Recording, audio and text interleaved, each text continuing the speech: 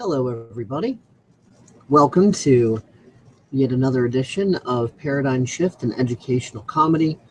And I just want to read you a journal post right quick. This isn't going to be too horribly long. Short true story. A teacher learns a lesson. This actually happened. A school teacher posted on social media about her desire to ban the Confederate flag because supposedly it is a symbol of racism and intolerance. A former student of hers saw the post, and he had this to say to her. This may not at first seem to have anything to do with the current topic, but it does. Your patience is appreciated. Horace Mann, former U.S. Congressman, was instrumental in the creation of the current American educational system. This system was based on the Prussian educational system. In 1837, he became the head of the then newly created Board of Education. His work earned him the title of the Father of American Public Education. His new concept that the state is the father of all children, which is responsible for the education of every child, was a very noble idea. But what exactly did he mean by this? I'll explain. After the Prussians were defeated by Napoleon in 1806, it was decided that the Prussian soldiers were thinking for themselves in the battlefield instead of following orders. To make sure that this couldn't happen again, a new 8-year system of schooling was created, this being our current elementary school system. The system was based on unquestioned obedience to authority. Though this new system, through this new system, the Prussian system aimed to create social obedience through indoctrination. Every individual had to become convinced at the core of their being that the king was just, his decisions were always right, and the need for obedience paramount. In truth, the entire system was to instill loyalty to the crown and to train young men for the military, bureaucracy, and the workforce. To do this, the elimination of critical thinking from the masses was mandatory. The father of the Prussian system was a man by the name of Johann Gottlieb Fichte. His ideology was that children are a blank slate to be written upon. The system was established as a system that was considered to be scientific in nature. The importance of the system was that it defined for the child what was to be learned, what was to be thought about, and how long to think about it. It was believed that in order for government to rule its people efficiently, the people's ability to make sense out of available information needed to be removed. Critical thinking was an enemy of this new system. The reason that our current system does not openly admit to being based upon the Prussian model is because its original purpose was not designed for the good of the individual, but for the good of the government. Fichte states, "The school must fashion the person, and fashion him in such a way that he simply cannot will otherwise than what you wish him to will." With quotes like these, we can see why his involvement is not well known. Fichte continues, "Education should aim at destroying free will, so that after the pupils are schooled, they will be incapable throughout the rest of their lives of thinking or acting otherwise than as their schoolmasters would have wished. When this technique has been perfected, every government that has been in charge of education for more than one generation will be able to control its subjects securely with little need of armies or policemen." Johann gave a series of addresses to the German nation, which were anti-Semitic, and demanded the removal of all Jews from Germany. He spoke about the superiority of the German people above all others. Fitch had a deep influence on the rise of the Third Reich, and the Prussian system was used by Hitler to facilitate his rise to power over a people that were already indoctrinated into blind obedience to authority. This is the system we currently use here now in the United States, and Common Core is an extension of that system.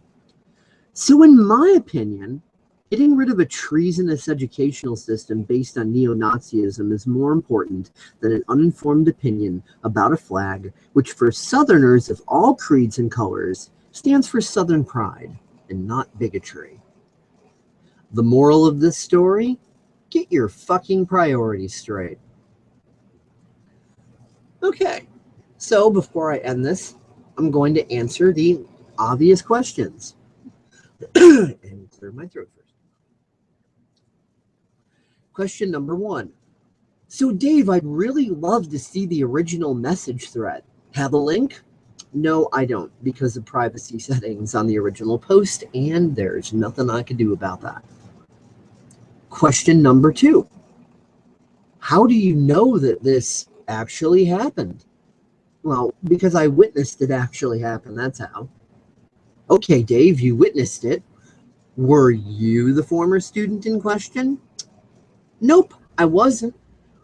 There's definitely a few teachers that I've had that I would have loved to frickin' own in this sort of way, but nope, wasn't me, wasn't my teacher, unfortunately. Would have been nice, but wasn't. Sorry. The next question being, so Dave, is this information a joke? Is he just trolling her? Or is this historically accurate? Answer.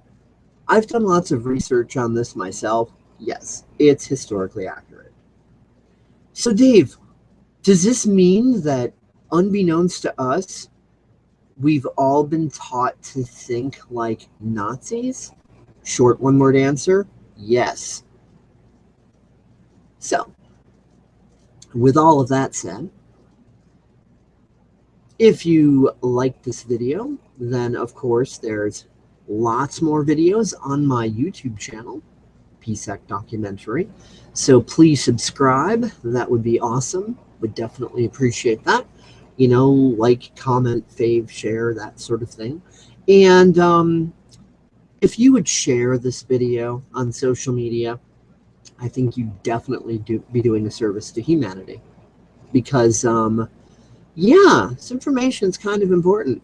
I mean, yeah, it's funny that, like, an elementary school teacher got her ass owned, but it is, I think, also important information because people really need to know how badly they've been screwed with and why. So, of course, this leads to the very last question. Well, Dave, now wait a minute. If all of our heads have been screwed with and programmed in this way, how can we learn discernment and critical thinking? How can we learn to understand that information that they've made it so that, you know, when we view information, it's all confounded and confused because our critical thinking skills and discernment has been stripped? How do we get it back? Well, that's easy. By easy, I don't mean 1, 2, 3, boom, done. I just mean look into it, read into it, do the research like I have, and you'll start to understand. And you know the old saying from the G.I. Joe cartoon series, knowing is half the battle? Well, it truly is. And of course, I've got a lot of other videos on my YouTube channel that, you know, go into what I refer to as the societal trap or the societal meme, or, you know, number, whatever you want to call it. I've used a bunch of different terms for it. There's a bunch of different terms out there. But it's just really about an understanding, gaining an understanding of how psychology and emotions work. Because once you gain that understanding, you can kind of become your own therapist in a sense and kind of start shaking loose, you know, all this bullshit I kind of, you know, dealing with your demons and facing your shit, as I like to say.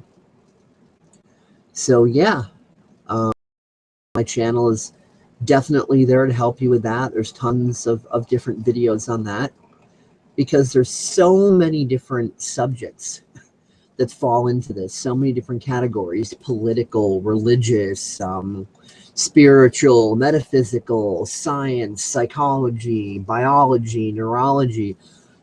There's so many ingredients that go into this one big cake, and we cover as much as we can on PSEC, which stands for Paradigm Shift in Educational Comedy, of course. But we cover as much as we can. So, you know, feel free to check out the channel, subscribe, go through the videos. There's a freaking lot there. So yeah, it's not like you're going to be able to go through it 1, 2, 3, boom, done. But you know, kind of enjoy the journey. You know, kind of view it in the sense of, oh, I was blind, but now I can see. Yay, appreciation. I can see now. Not like, oh my God, oh, woe is me. I'm going to feel so guilty for having had the wool pulled over my eyes, and I'm going to go into shame and blame and No, that's kind of what they want you to do. That's that mental, emotional freaking prison that, you know, that they put up around you, to go immediately into guilt, immediately into shame, immediately into hopelessness. That's what you've been trained to do.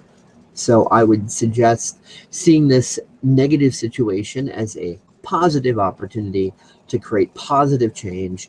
See it as an adventure. Be kind of the Indiana Jones to your own life, so to speak, or Han Solo if you'd prefer, whatever.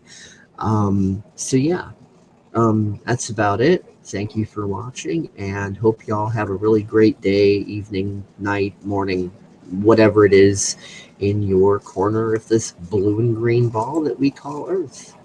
Have a good one. Catch you later. Peace out.